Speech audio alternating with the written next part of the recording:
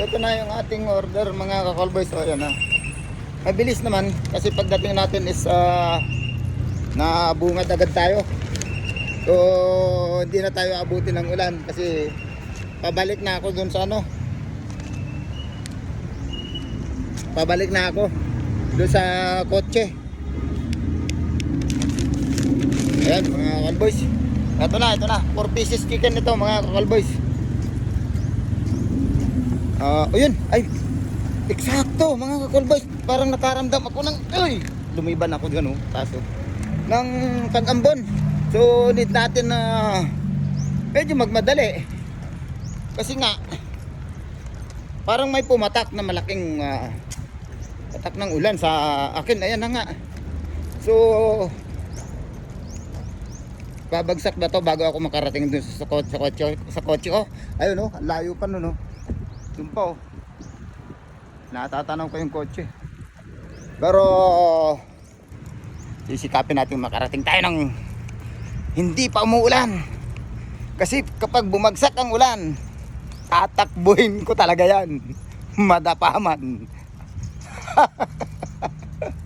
Pero siyempre hindi. Medyo anggi-anggi pa lang or patak-patak pa lang. Pero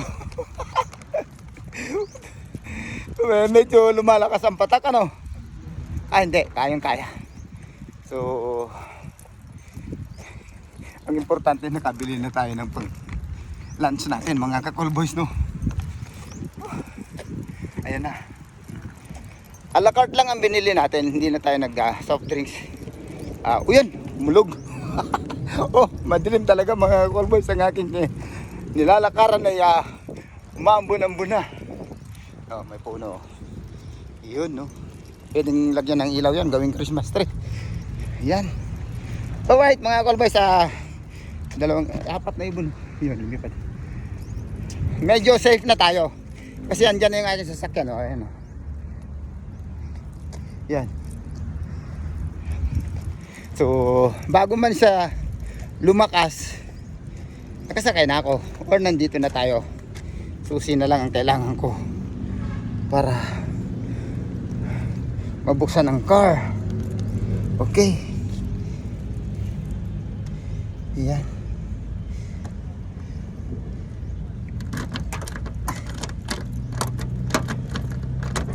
Yun. Bukas na. Papasok na tayo mga ka-callboys. At talagang pumapatak na siya. Okay. Na-safe na tayo. Dito na ako sa loob. Alright. Okay. Talagang umuulan or patak pa lang pero malalaki mga ka-callboys ang patak ng ulan So, pwesto uli natin ang ating camera dyan. Excuse me. Okay. Sus, kung nagtagal-tagal pa pala ako talagang aabutan. Buti na lang. Nagka. Alis na ako. Maniobra.